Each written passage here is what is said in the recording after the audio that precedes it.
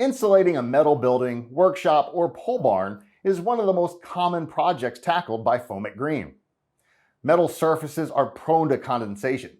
So if the primary reason you're insulating is to simply stop that condensation from forming, then 1 inch of closed cell Foam Green is all you need.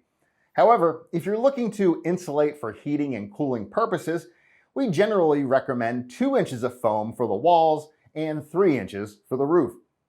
This will give you sufficient R value to keep that expensive temperature-controlled air inside and keep you comfortable.